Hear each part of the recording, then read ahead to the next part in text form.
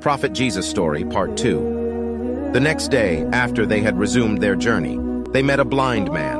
Jesus had the ability to be a cause of healing from Allah for people. He put his hand over his eyes, made some invocations, and the man regained his sight. And immediately the man who accompanied Esa exclaimed, "What a miracle!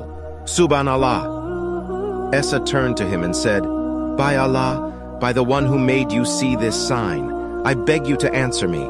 Are you sure that you had only one loaf of bread?" His companion answered him, "I had only one piece of bread." Esa did not insist again.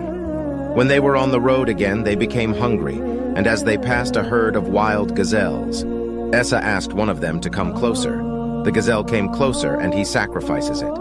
They both ate some of its meat and then said to what was left of the gazelle, "By Allah's permission, get up," and the gazelle get up. The man who accompanied Prophet Esa was shocked.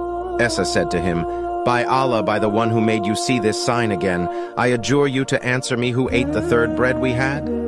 The man persisted in his lie. Esa did not insist, and they went back. On the road, a river prevented them from moving forward.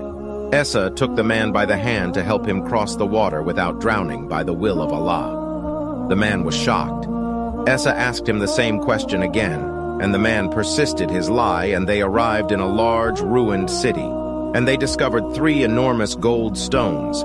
Esa's companion was obsessed with gold, and this time has a malicious plan.